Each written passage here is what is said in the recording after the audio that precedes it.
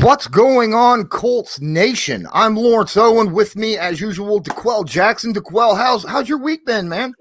Week's been busy. Week has been busy. My little son is getting ready to go to school next week, so all the orientations, the NFL season is going to begin. So life is good. It's busy, but life is good.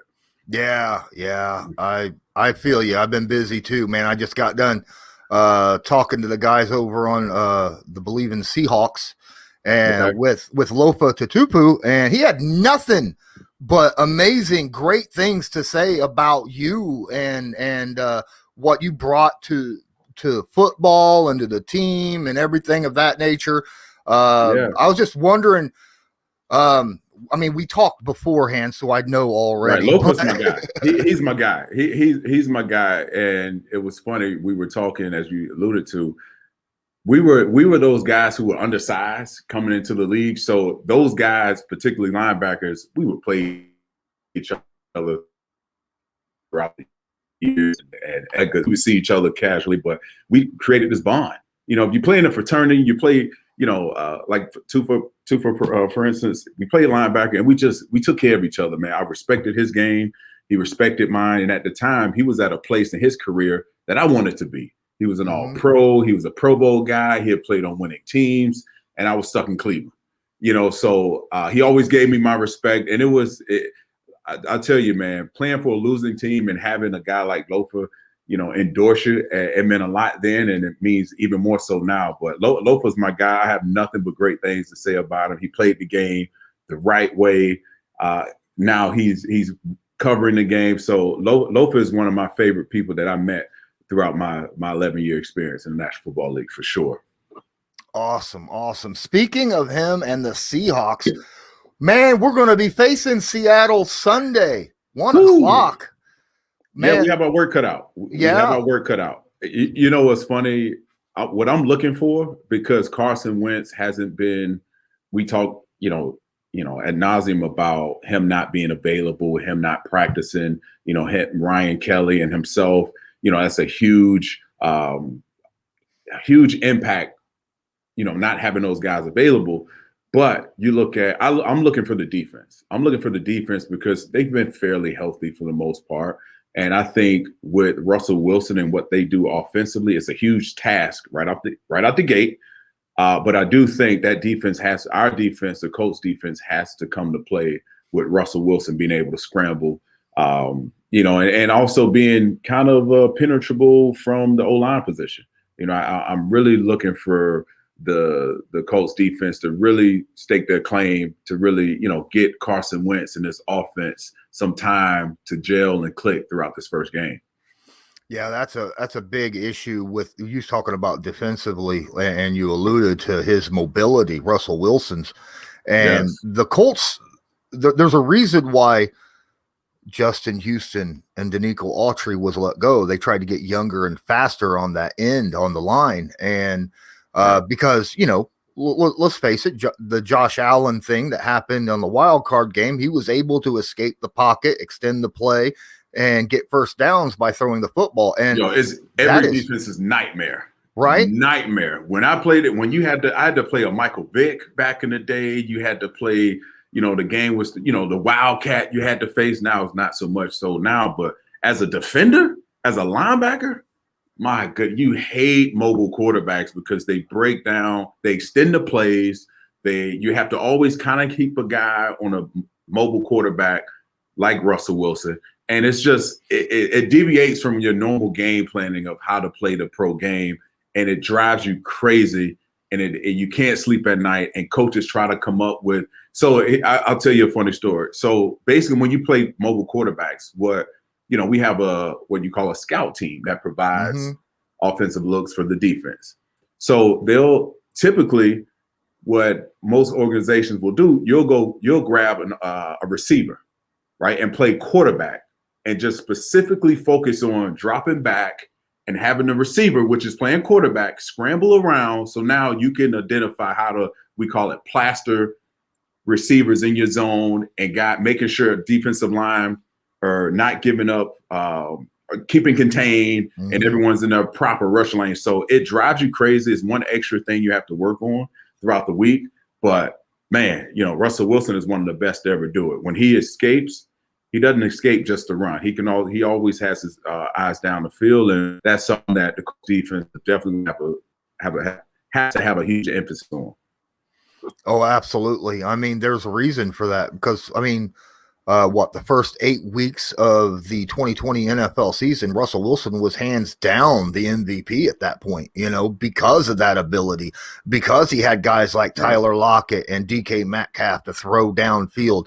And how difficult is that for a secondary and a linebacking core when you're in zone to be able to lock down guys when you got a scrambling quarterback out there and your front four can't get that pressure and lock him down?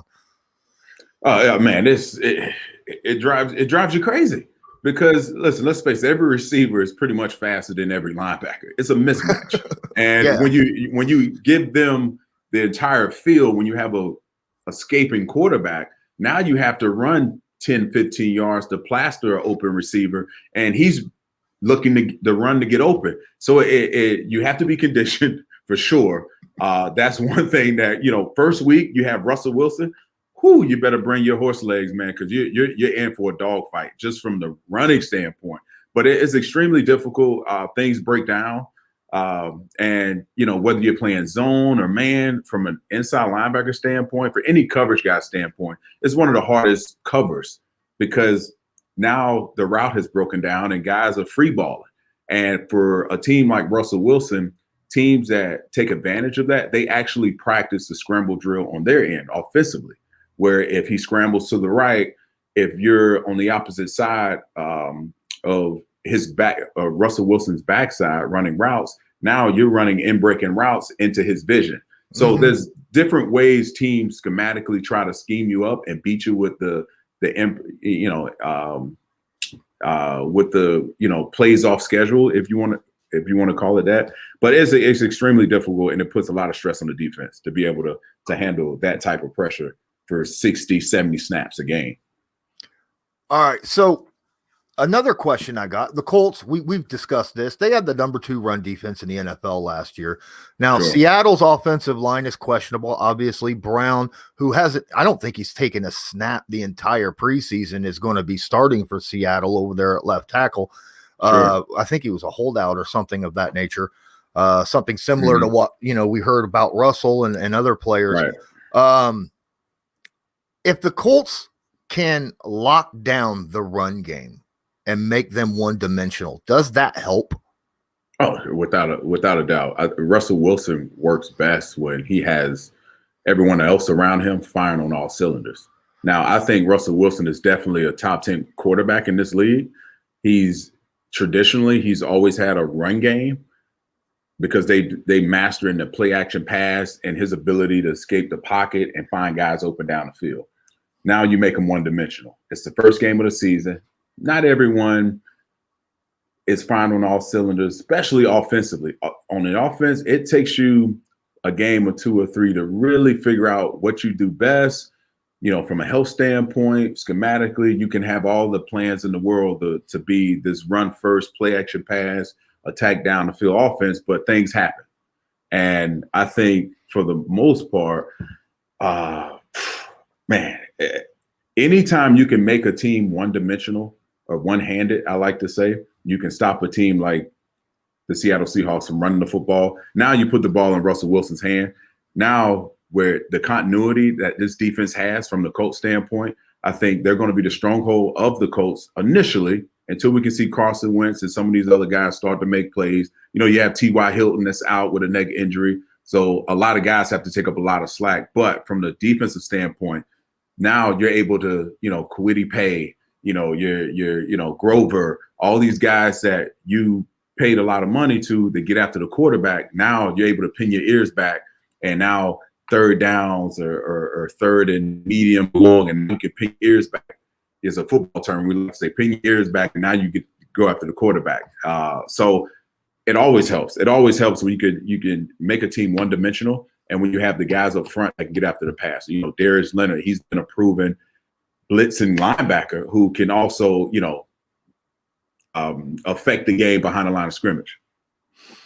Speaking of getting pressure on him, and you were talking about, the Kwity Paye, the Darius Leonards, the Grover Stewarts, but pressure up the gut for a guy who scrambles from, like, let's say DeForest Buckner, right? There you go. That's scary, because when you get a scrambling quarterback and you get pressure up the gut, that takes more of that'll make the quarterback run backwards more than it would side to side, right? When you get edge pressure, he's going to run away from that edge one side or the other, but you got a 6'9" dude running right at you, right up the gut.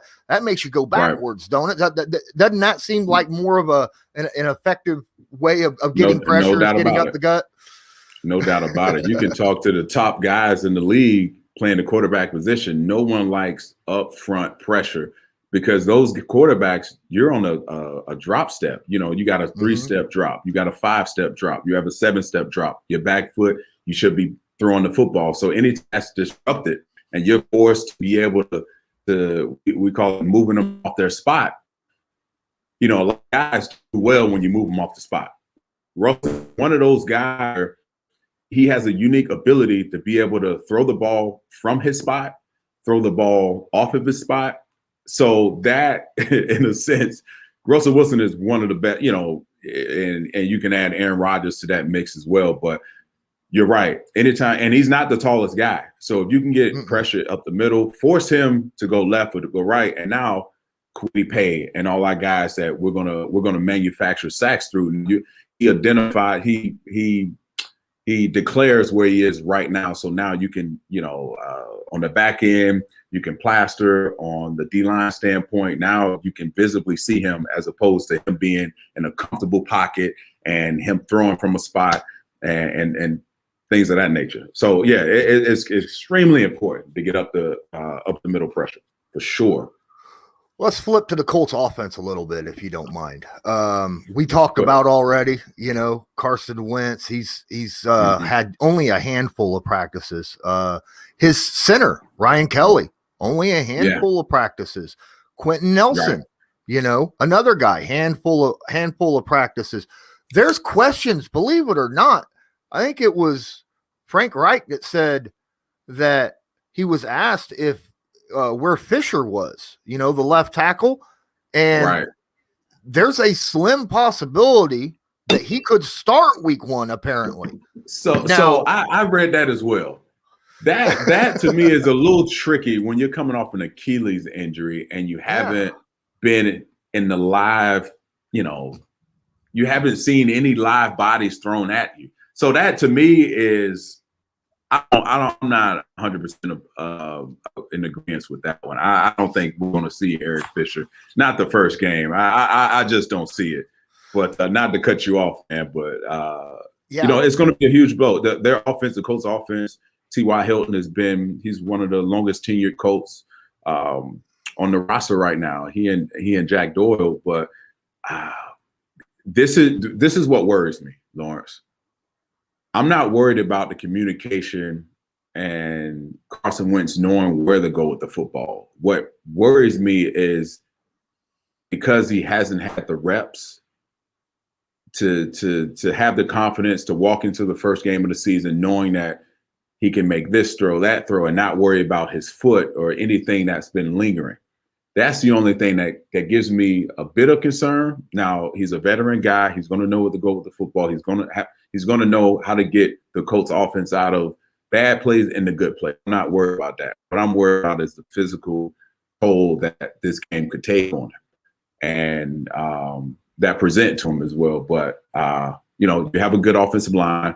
You have a star. You have running backs out the wazoo. So at the very least, you take the ball out of his hands right away. You focus on running the football, see how that goes. Slow the football game down. With the more time of possession the Colts offense will have is another form of defense for that guy named Russell Wilson on the other sideline.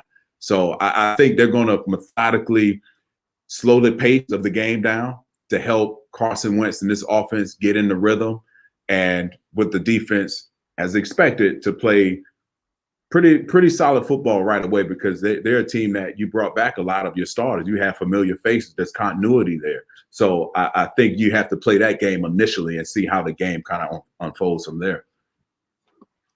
So all through camp, you're just talking about kind of take the ball out of Wentz's hands, and all through camp, Nyheim Hines, Marlon Mack, Jonathan Taylor, they've all had amazing training camps. I mean, you watching Jonathan Taylor, he's running in camp, in practice. He runs like he runs in games, physical and hard, and he's I don't know how defenders feel about that when a 230-pound running back is plowing into him like full steam on practice. But if you practice that hard and then you go into the game and you play it like that, does that help? Like in general, I mean, because I understand back in the day, they with certain teams and certain coaches, they don't want to practice that hard, that physical, because they're afraid of injuries, But does practicing that hard have an upside to it? Oh, no doubt. And it has to be game plan. You have to have a plan behind it. And I think I think it's great that a young guy has adopted that method. It only makes you better because when you're used to running a certain style or playing a certain style during practice, and your mindset and your muscle memory and your physical memory is only going to duplicate that for game day. That's one of the hardest traits that any player can adopt, because a lot of players look at the calendar and look at 17 games in 18 weeks or whatever the case, and you want to naturally preserve some of that energy. And I think it's a huge benefit for yourself as a player, for the team, because you know what you're going to get. And when you're playing hard, it's only going to help your defenders. It's only going to help the guys around you, your O-linemen, because they know, hey, Taylor's getting the ball. We got to come off this ball, get out double team, move up to the next level because he's running his ass off. So I think it's great. Obviously, he's going to be he's going to be energized. He's definitely going to be energized because he hadn't scored a touchdown in over, since last season. So the jitters are going to be there. The motivation is going to be there. And that's the interesting point you bring up, because he's going to have an load of motivation heading into Sunday. Home game against a quality opponent that will more than likely be in the playoffs, and someone that you could potentially see if things work out and you're playing in the Super Bowl here. So I love the fact that he plays the game the way it's supposed to be played. He's a young guy, so he's got the energy to do it. So towards the later part of your career, I know when I was there with the Colts, they definitely monitored how much you were practicing, how the distance you were running, and they try to manage it, which I think is a good thing, and especially so this year because you got an extra week of football you have to play. Yeah. So the Colts offense has to deal with a couple really, really good players over there on Seattle. Obviously, the linebacker, Bobby Wagner, who's been playing at an all-pro level for years and years and years, and it doesn't show much of slowing down anytime soon. and then they picked up a guy from the Jets in Jamal Adams, who is maybe the best box safety in the NFL, right? Yes. And as a defense, on your thought, if you have a safety like him, how hard does it make it on an offensive line protective scheme, to try to stop someone when you don't know where they're coming from? Sure. He's definitely going to be, if he's close to that box, they're definitely going to count him in the protection because he's a very above average. I should say he's a really great blitzer at the safety position. He plays the game physical.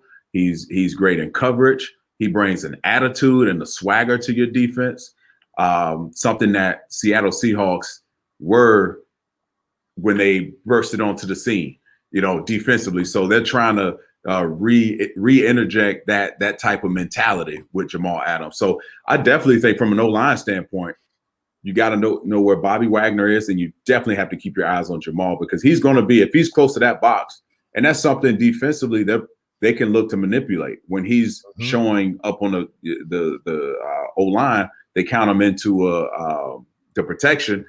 you look backside because he may jump out of there just to set up, the whole line and fanning to him and allowing the left tackle or someone to be on the island by themselves. But he definitely makes it, as a player, I would love to play with a guy that brings more attention to than myself. So it just opens it up for everyone else. And I think that was intentional. It's going to help Bobby Wagner throughout the year as it did, as it will. He's, like you mentioned, he's playing at an all-pro level, doesn't show any signs of dropping off. He's one of those guys, he's been around for quite a bit, and he's always found a way to be productive. And now you add Jamal to that equation, and that's something that's a linebacker's best friend. When you have a safety that's smart, physical, he's an extra linebacker, but he's a lot faster and better at coverage. So the Colts offense have their work cut out. I think if any group can handle Jamal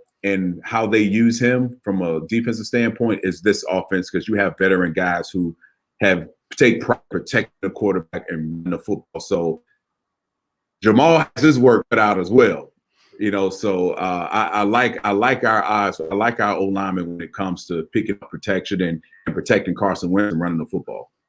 Well, when it comes to protecting Carson Wentz, you could tack on the running backs when it comes to those safety blitzes, because that's one thing that this running back stable takes in to a lot, right? They take pride in being able to pass block and pick up those blitzes.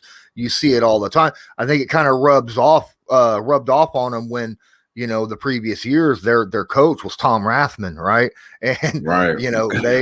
they were like pounded in their head. You have to be able to protect the quarterback, and they do a good job. Even Naheem Hines is this little dude, and I watched him stonewall a defensive end before, Yeah, and you can tell it's a point of emphasis on the offensive side of the ball. Listen, you don't make it in this league as an every down linebacker or every down running back unless you can protect the guy throwing the football. And in most cases, that guy is the golden child of any franchise. And if you can't protect him, your butt will be out of the league before you can see it coming. But it's very rare to have a multitude of guys that are willing to do it, because let's face it, you got a Bobby Wagner running full speed after you, an all-pro guy, and you have to make a decision. Will this be a business decision, or are you going to take him on and protect the guy throwing the football? So when we turn on the film on Monday, they'll see how Taylor does it. And anyone, that's in that room, if the head guy is doing it, the lead dog is doing it, then you better do it. Or like I said before, your butt will be out of here before you know it. So I'm thinking that this game is going to be a bit high scoring, and believe it or not, I look at Seattle's defense, and other than those two guys, there's not a lot of people on that team that scare me too much. You talk about the good old days of the Legion of Boom, and they're trying to bring that back, but in my opinion, their secondary is not exactly. They went out and got brand new guys, right? In hopes that it'll help out, but we have yet to see them really play. And their defensive line, there's no one on that defensive line that goes, we got to make sure there's somebody double teamed on him every time, because I think the most is like 6 sacks in a season from these guys. Right. Yes, I think you're absolutely right. The entire defense doesn't fear you. They aren't the Legion of Boom that we saw so many years ago. And listen, I played this game a long time. I know what we think. No one will have their identity of what they do well the first game of the season. So, in my opinion, you have to look back at, okay, which unit can be most dominant and can protect the other side of the ball as much as they can. And I think you have to game plan according to that, right? Like you mentioned, I feel like from an offensive standpoint for the Colts, we should be able to, if it's a point of emphasis to run the football, we should be able to do it at a high clip. We really should be able to. And you keep Carson Wentz, if he plays on Wednesday, if he practices this week and he's a full participant, like Frank Wright has mentioned, we could expect him to be the day one starter, opening day. So that helps. So, I think it becomes an easy game. Now you also have to, you have to look out for Russell Wilson. Now he's a game changer. We talked before we started the show here. Listen, this guy, the first 8 weeks of the season last year was an MVP. He was a front runner for the MVP. So he's more than capable of putting his team on his backs, making plays either with his legs, with his arms, in the pocket, out of the pocket. So I think if you can bottle him up, keep him in the pocket, force him, and you make him one-dimensional, as you mentioned, taking away the run game, I think the Colts this win will be a great win for their confidence and a great win for Carson Wentz, a great win for everyone moving forward, because this is a qualified, bona fide team that's run by Russell Wilson. And if you can get those type of victories early, man, it carries you for quite some time throughout the season. So you win the games you're supposed to. And this game here, both these teams are quality teams. So if you can get these wins early, I think it pays huge dividends for down the road and seedings and what have you when it comes to playoff time. There's a lot of fans and media that'll bring up that Indy hasn't won their opening game of a season in years and years and years. And does that actually play?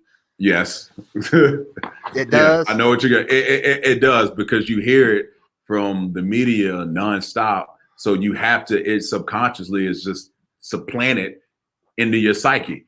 But I'm sure the head coach is aware of it. Anywhere I've been, you kind of have a bead on what the reporters and people outside of the building are going to talk about from within the locker room. So you try to manage it that way. But yeah, I remember, and other places that I've been where it was the same issue.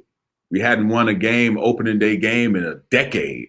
Mm-hmm. And it was just, like I said, it was just burned in your memory. Now, you still got to go out and play the game, but it's definitely something players think about, especially if it's brought to your attention early on and throughout the work week. And, as a player, you're trying to say all the right things and focus on your job. And then you get hit with, hey, you haven't won in opening day in God knows how many years. And now you're thinking about that. And, so it's a lot to think about it. And as a veteran, you understand how to deal with these type of things. But as a young person, this is how you have your history lesson throughout the week, throughout the year. Because reporters will remind you of the history and remind you of the good and the bad. So that's part of the game. That's part of being a pro. So let's say it is. It's in all the guys' mind. Man, we haven't won in X amount of years. Blah blah blah. They go out. They host Seattle 1:00 at 4:15. They walk out with a victory. How big of an impact is that on the locker room and the individual basis, knowing that you hadn't won in an opening day? How big would that be for the locker room and the individuals? Yeah, momentum is everything. To start off, because when you started back in the offseason, you started in March or April, right? Depending on if you had a first-year coach or a veteran coach. So you start somewhere in April. You go through mini camp, you go through OTAs, you go through training camp, you go through preseason. That's a long span of work without any hardcore results that have, when it comes down to wins and losses matter, right? To push yourself for the playoffs. So to get the first one, man, it's a weight off your shoulders for a bit, because you put in so much time from the offseason to opening day, and you get that win, and coaches are feeling good about themselves. Everyone's feeling great. But I tell you, I've been on the other side of things for a very long time when you lose that opening day game. And it's like, this is what I hated about the NFL, man.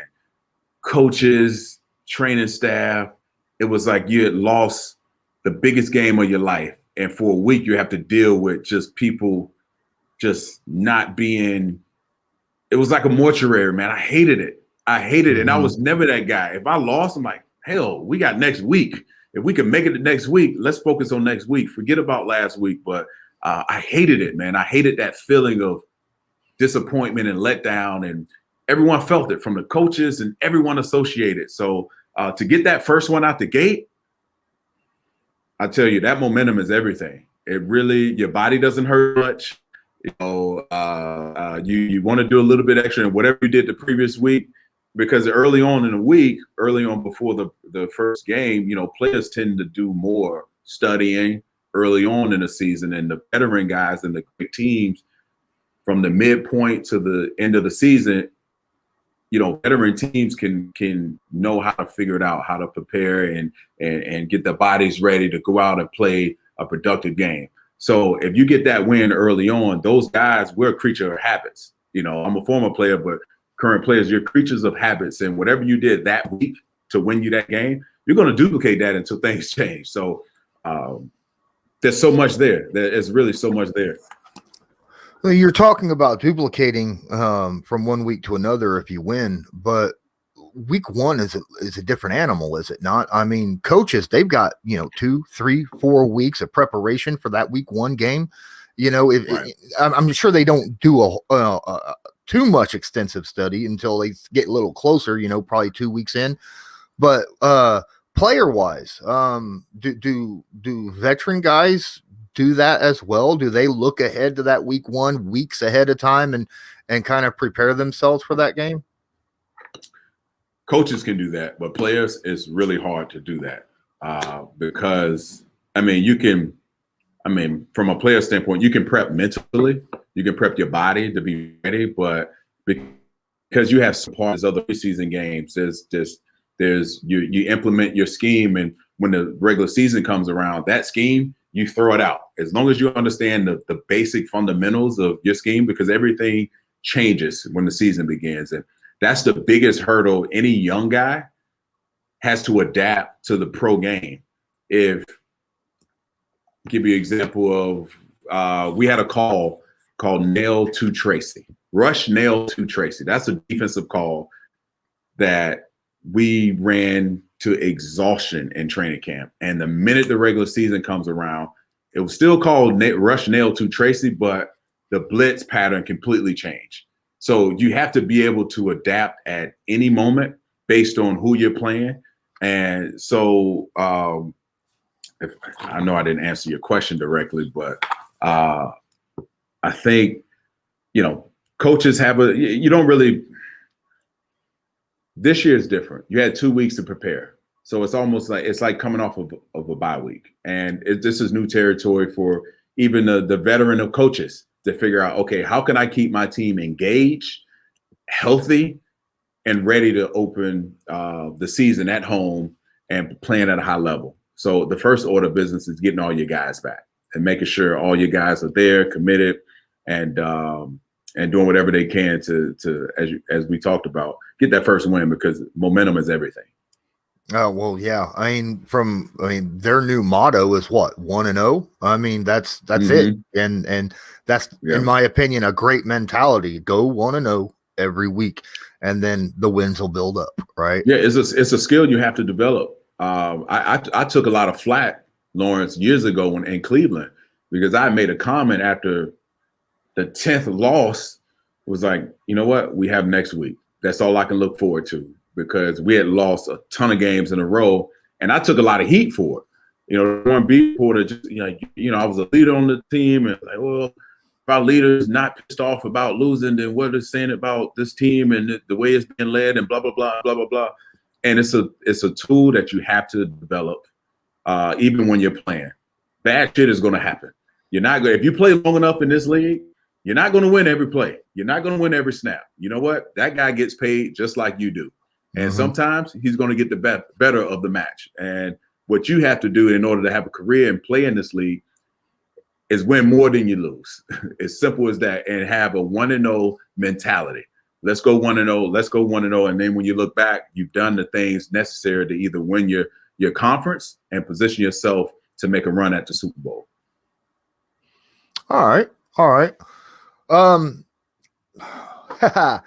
We got a lot of new faces at pass rush. Obviously, guys that'll be starting. Like we discussed this earlier, but obviously the rookie Kwity Paye, who has been working so hard this offseason, just learning counter moves and things of that nature. Because didn't really need it in college over there at Michigan. Right. He was just faster than everybody else, you know. Right, and I'm looking at him. He's definitely one of the guys I'm keeping an eye on because he played late in some preseason games, not late, but he didn't play against the competition he's going to face week in and week out. So he's definitely a guy I'm looking forward to watching and seeing if he can win his individual matchups because this game is it's a different speed when you get to the regular season. You know, you have guys who are used to who have multiple children and families and have vacation homes, and they're going to do whatever they can to protect those assets and keep that wife happy. So now you're going from playing against young children to grown men who are pros. So I'm interested to see how he matches up against all of that. Well, would some of the veteran guys like a DeForest Buckner or a Darius Leonard or someone like that be able to help these young guys prepare for their first season game in some way, mentally or something? Yeah, but they don't really. In my experience, Lawrence, young guys, it usually takes about 8 or 9 weeks for them to really understand what the veterans are doing. Excuse me. There was a moment where, for a guy like myself and other veterans, you have a routine. You have a routine before practice, to start your day, and after your day is over. And you tell young guys all the time, Lawrence, like, hey, you need to contrast before practice. That's hot and cold, going from the hot tub, cold tub, to get that lactic acid and that soreness out.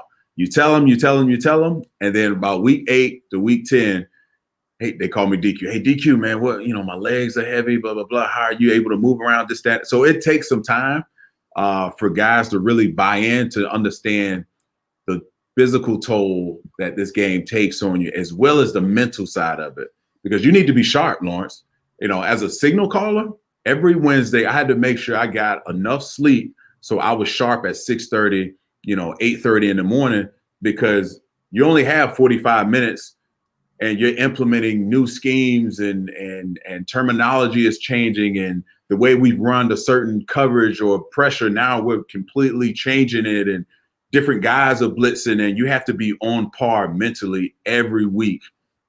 And it's difficult. It's difficult for a lot of young guys who don't invest that time early on, as opposed to being bombarded with all these new things coming from veterans and coaches of how to prepare week in and week out for a season. And that was something that I love, Lawrence. I love that. And that's what separates a lot of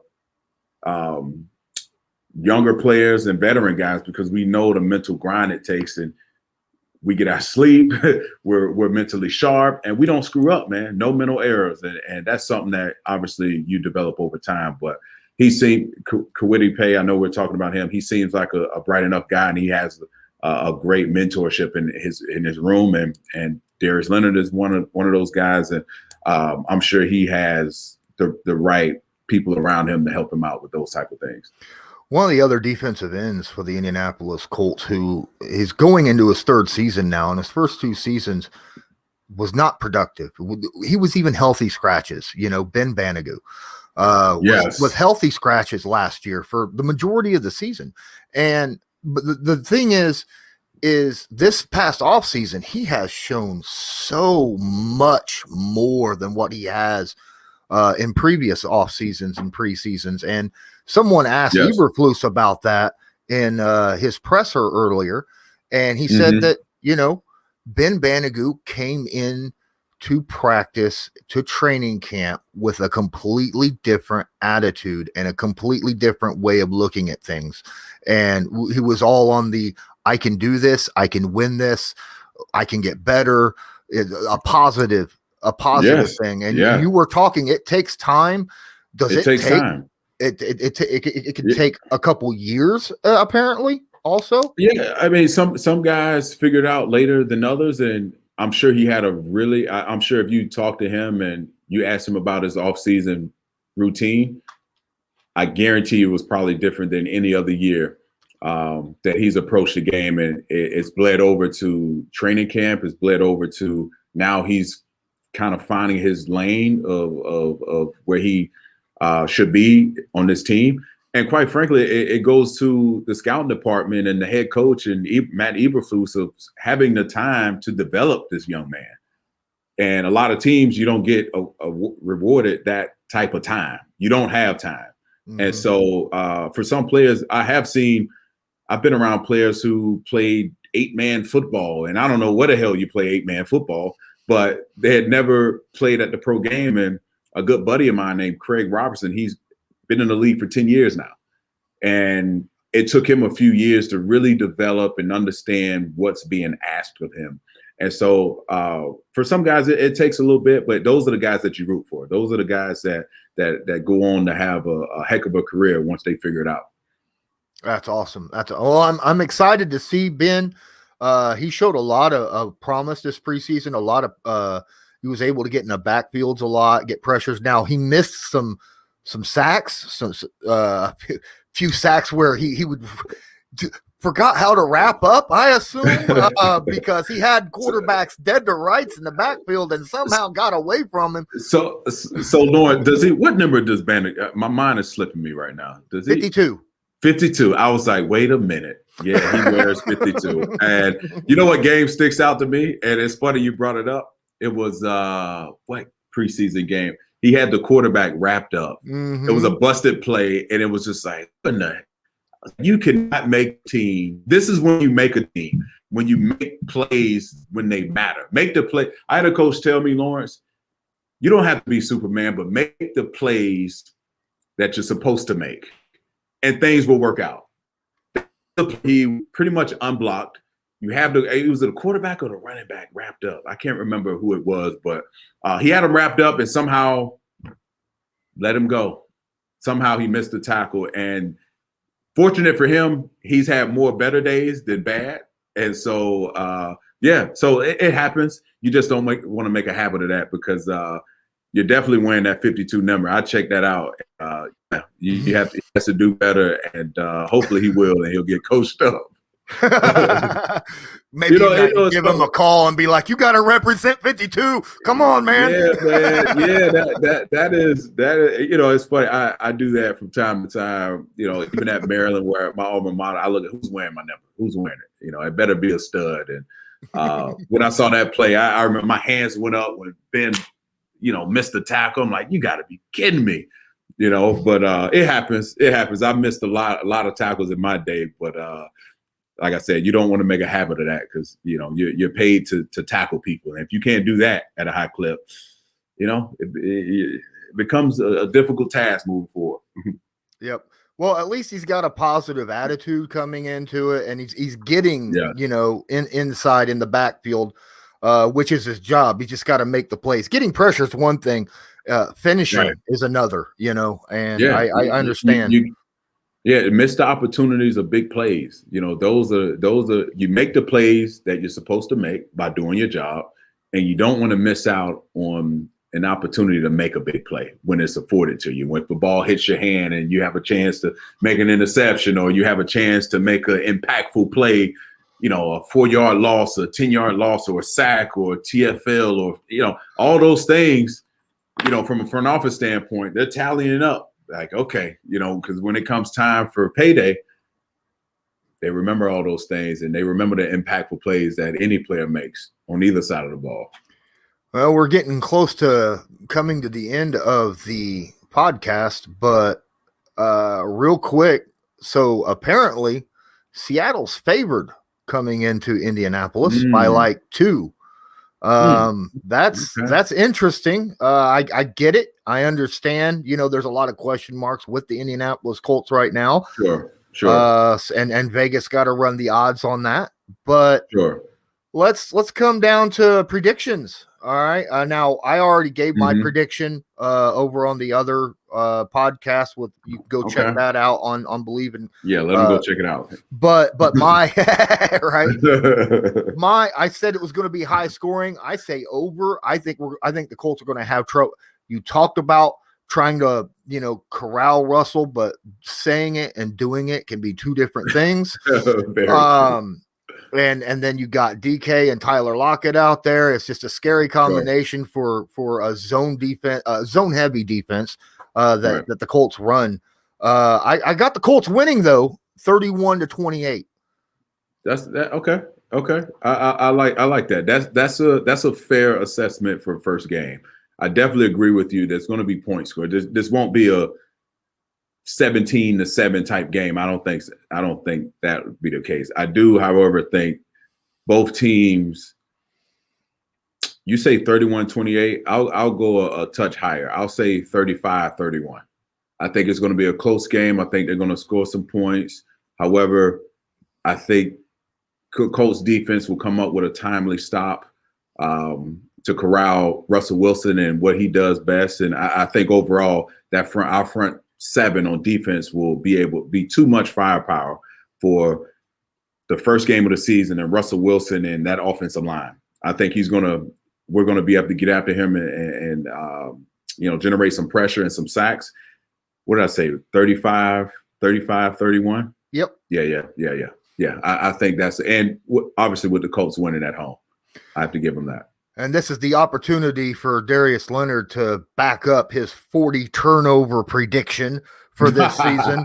Right, that would be great. That's something I feel like whoever wins the turnover battle is the one that's going to get that edge and get that extra points to win. And I think that this I'm leaning towards Darius and what he's saying here. So don't let me down, Mr. Leonard. Yeah. All right. I tell you what, he is a guy. He's a ball hawk, and you have to speak things into existence. And 40 is a tall number, but hey, let's do it. Let's go for it. Let's see if we can. The Colts defense can win the game, because that would be so. That is always a great moment when you can win the game with turnovers, and a team knows you're just a ball hawk on the other side of the ball. So kudos to the Colts defense. We're keeping our fingers crossed. 40 turnovers. I figured you got to start off with a multiple game turnover, the first game of the season, to be able to keep up with a total like that. So we'll see. We'll see.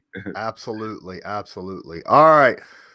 So I think that'll do it for this episode of Bleav in Colts with Lawrence and DeQuell. DeQuell, let people know where they might be able to find you, and a little about your personal podcast, your other podcast you got going on as well. Yeah, thank you for that segue there. Yeah, so you can check me out on my very own podcast. You can follow the Instagram page. It's called Athletes Unplugged. On Twitter, it's called Athletes Unplug. So I push out an episode once a week. I'm interviewing guys from former players, current players, some front office people. I basically created a platform where we can talk about anything under the sun. Obviously, football is definitely a hot topic, but the guests I've had on so far, they've had some very interesting stories. My buddy Madu Williams, I've had London Fletcher on soon. He'll be out soon, but really interesting stories from player to player, and we talk about our different experiences and life's fortunes and not so good fortunes. I think you'll have a good time paying attention to it and listening and watching and all that good stuff. So Athletes Unplugged, go check us out, go subscribe. It's really good content.